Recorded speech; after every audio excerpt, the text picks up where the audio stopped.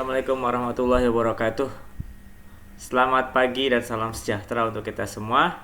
Apa kabar anak-anakku sekalian? Mudah-mudahan kalian sehat semuanya dan selalu dalam keadaan bersemangat ya, belajar walaupun kita masih terkendala untuk bertatap muka ya. Tapi saya percaya kalian semua punya keinginan kuat untuk mendalami ilmu pengetahuan dalam rangka mencapai masa depan yang ingin kalian cita-citakan. Oke? Ya. Saya pada minggu ini ya. Minggu ini saya akan menerangkan tentang potensial listrik dan energi potensial listrik. Ya, di tanggal Senin hari ini tanggal 3 Agustus 2020. Mudah-mudahan kita doakan semoga pandemi COVID-19 ini segera berlalu ya. Walaupun kita tahu secara ilmu pengetahuan, prediksi-prediksi dan temuan-temuan terbaru menunjukkan bahwa memang virus ini lumayan sangat menular ya. Sangat menular dan juga ulet, alot ya. Belum ada obat yang bisa membunuhnya. Mungkin deterjen, cuma siapa yang mau memakai deterjen sebagai obat? Deterjen itu hanya buat cuci tangan aja ya. Oke. Nah, baik, saya mulai saja penjelasan saya tentang potensial listrik. Kalian bisa lihat di dalam slide yang saya posting di Google Classroom ya. Nah, lihat sini. Oke, jadi melanjutkan topik kita minggu lalu tentang energi dan gaya listrik ya. Seperti kita udah pelajari energi dan gaya listrik.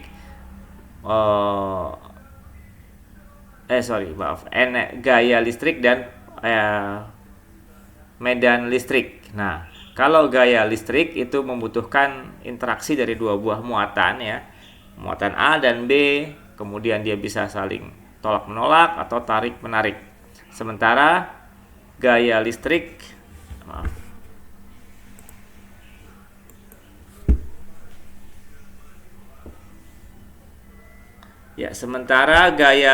itu membutuhkan hanya satu muatan saja ya, yaitu muatan sumber, dan dia berdampak kepada titik yang mau kita cari kuat medannya.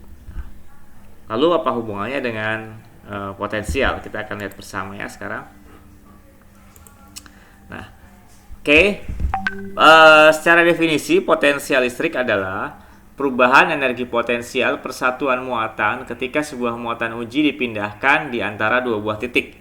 Ini ada muatan uji. Muatan uji itu seperti udah kita pelajari, itu bisa ya kita bayangkan muatan uji itu adalah positif ya, muatan positif. Kemudian kita ingin pindahkan muatan uji itu dari A ke B, dari titik A ke B.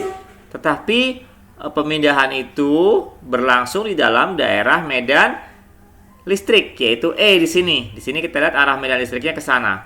Kita ingin pindahkan muatan uji dari A ke B. Maka diperlukan usaha kan ya. Nah, usahanya itu ini nih. Jadi secara definisi juga bahwa energi potensial listrik adalah besarnya usaha untuk memindahkan muatan dari A ke B. Ini dari A ke B, besarnya usaha ini FDS ya. Nah, besarnya usaha ini adalah negatif dari perubahan energi potensial. Kenapa? Karena usaha ini sepenuhnya dipakai untuk mengubah energi potensial dari muatan ini. Gitu loh.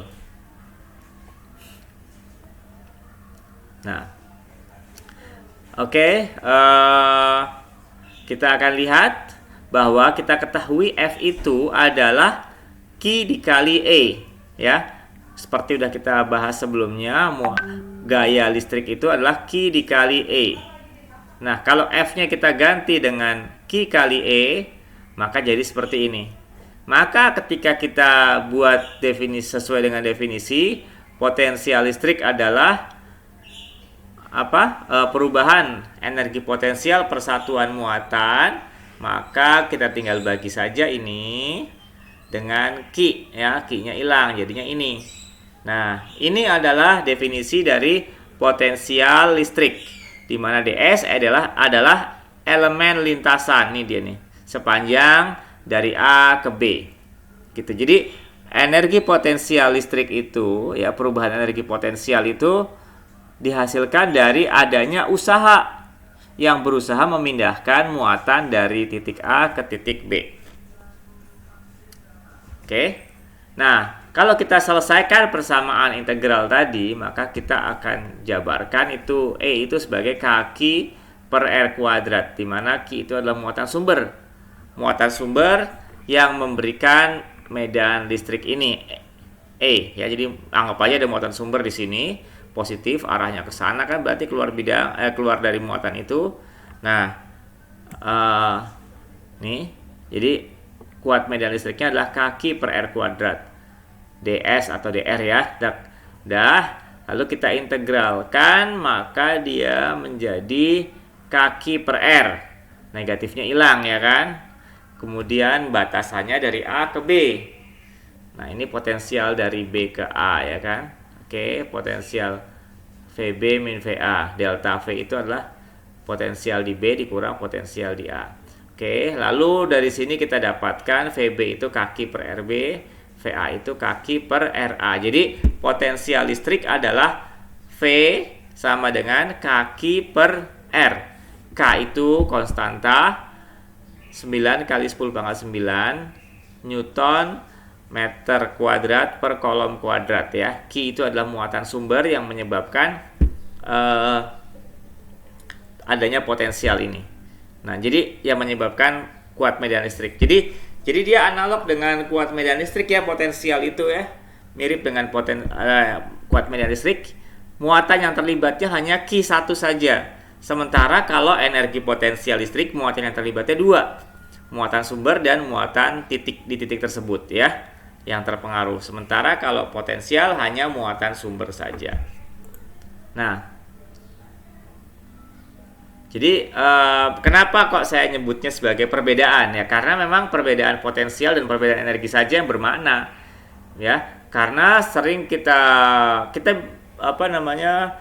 bisa tetapkan potensial listrik dan energi potensial di suatu tempat itu nilainya 0, ya. Nanti nilai energi atau potensial listrik di suatu tempat itu pasti harus mengacu kepada energi atau potensial listrik di tempat yang lain, sehingga maka definisi yang tepatnya kita gunakan perbedaan. Jadi bukan absolut, bukan nilai absolut potensial di titik itu atau energi titik tersebut, tetapi dia harus juga mengacu kepada energi atau potensial di tempat lainnya. Seperti kayak gravitasi juga, ya. Ada titik acuannya. Kalau titik gravitasi, titik acuannya adalah permukaan bumi, gitu loh. Tapi ada nggak selain permukaan bumi? Ada, karena di bawah permukaan bumi juga ada. Jadi atau di atas permukaan bumi bisa juga jadi acuan, ya. Tetapi sering kita tetapkan sebagai acuan adalah permukaan bumi. Nah, sama kayak potensial listrik juga seperti itu. Atau energi potensial listrik harus ada acuannya. Titik acuannya yang mana? Yang kita anggap dia punya potensial listrik atau energi potensial listrik 0. Nah, biasanya kita tetapkan titik yang jauh sekali itu sebagai tempat di mana energi potensial listriknya 0, gitu loh. Atau potensial listriknya 0. Oke. Nah, daerah di mana potensial listrik di tempat itu nilainya sama disebut sebagai bidang ekipotensial. Bidang ekipotensial, bidang di mana potensial listrik pada bidang itu nilainya sama.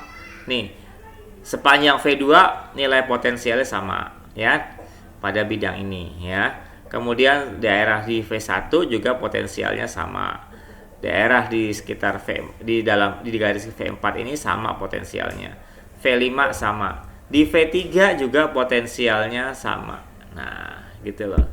Nah, muatan itu cenderung pindah dari potensial yang tinggi ke potensial yang lebih rendah.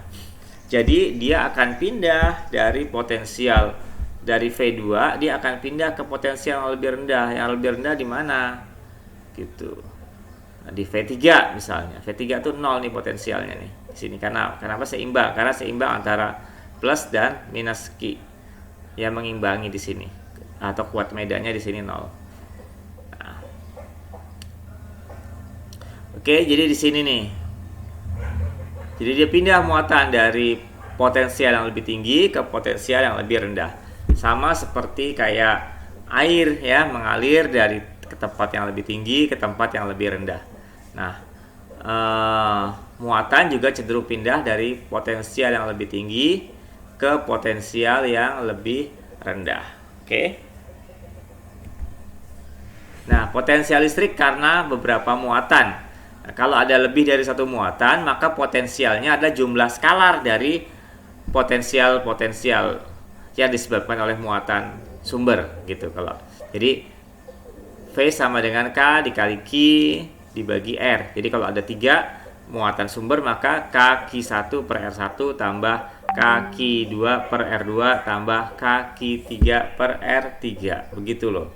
Jadi itu aja jumlahnya skalar, bukan vektor. Kalau medan kita jumlahnya secara vektor. Nah, sekarang apa yang terjadi kalau ada sebuah partikel bermuatan bergerak pada medan listrik uniform? Ya, medan listrik seragam. Misalnya ini muatan negatif, saya ambil contoh. Bergerak. Ini ada arah medannya ke kiri ya. Jadi arah gaya dan arah medan pada muatan negatif pasti berlawanan, ya kan? Arah medannya ke kiri, arah gayanya ke kanan. Nah, dia bergerak, dipercepat ya, dimana F-nya sama dengan Q kali E dan F itu sama dengan M kali A, maka percepatannya adalah E dibagi M. Jadi pada partikel bermuatan yang bergerak di dalam medan listrik, percepatannya adalah kuat medan listrik dibagi massa partikel tersebut. Nah, sekarang bagaimana kalau ada muatan yang bergerak dan dipengaruhi oleh gaya eksternal? Gaya eksternal itu bekerja pada muatan dan memindahkan muatan sejauh dr atau ds tadi ya. Jika tidak ada perubahan energi kinetik, maka dapat dikatakan usaha sama dengan perubahan energi potensial ya, seperti yang tadi di depan, slide di depan. Nah, di mana W-nya sama dengan atau min W sama dengan Q dikali delta V, atau Q delta V itu adalah delta U, perubahan energi potensial. Maka U-nya adalah K Q sumber dibagi Q uji dibagi R kuadrat. Nah, potensial listrik adalah energi potensial tiap satuan muatan. Kalau ini dibagi dengan Q, maka jadinya K Q besar dibagi R, gitu. Nah, energi potensial listrik itu seperti tadi udah kita bahas. Ini energi potensial listrik. Kalau ada lebih dari satu buah muatan ya. Jika sistem muatan atau dalam hal ini 2 atau lebih, keadaannya berubah dari inisial ke final ya, maka perubahan itu dapat dikaitkan dengan gaya listrik. Jadi perubahan sistem muatan itu penyebabnya pasti ada gaya listrik gitu tinjauannya. Jadi hubungan antara gaya dan energi. Jadi gaya itu mengubah energi. Nah, dalam hal ini usaha gaya listrik mengubah energi potensial, di mana minus W sama dengan U final, energi potensial akhir dikurang energi potensial awal, atau kalau kita mau balik, W sama dengan UI dikurang UF. Nah, jadi kalau ada muatan di sini, muatan Q besar, ini ada muatan Q kecil, energi potensialnya adalah K Q dikali Q kecil dibagi R. Nah, energi potensialnya adalah K Q di Q besar, Q sumber ya, Q sumber di sini dikali Q di sini, Q titik di titik tersebut dibagi R. Nah, itulah energi potensial listrik. Contoh soal, tentukannya besarnya usaha untuk memindahkan muatan sebesar 10 mikrokolom dari 230 kV ke 330 kV. Jawaban W sama dengan Q delta V, maka 10 mikrokolom dikali 100 kV karena perbedaan delta V-nya adalah 100 kilo, maka kalikan 100 kilo itu 10,3 ya. Dapatnya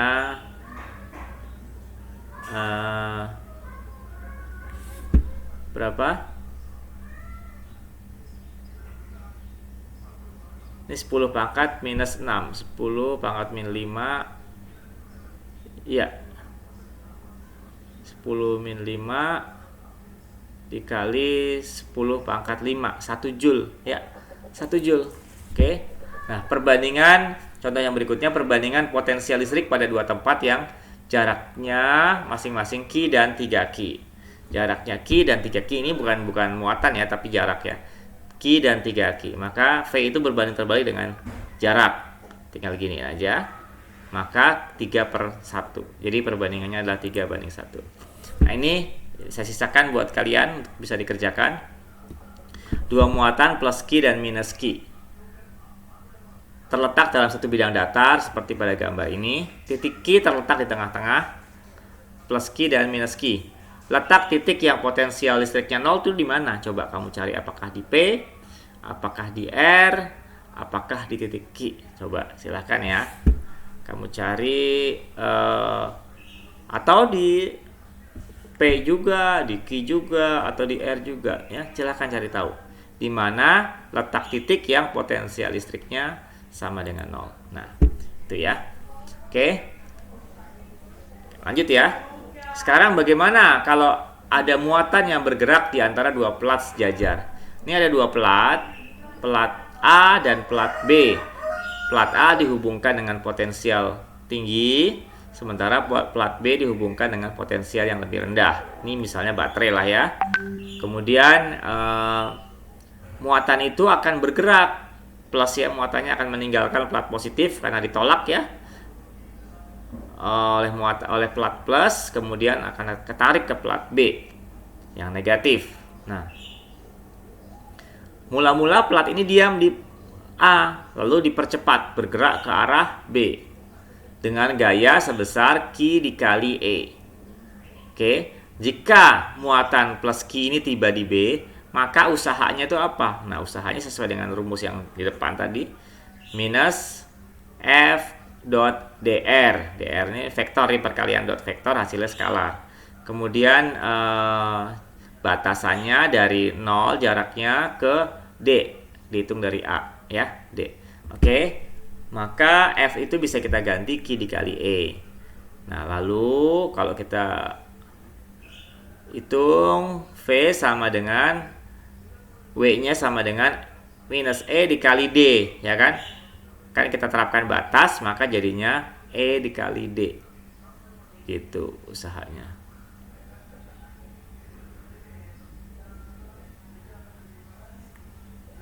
Nah, dari sini ini ada Q nih, maaf, ini ada Q-nya nih. Q dikali E dikali D. Ini ada Q ya. Q dikali E dikali D, ya. Kemudian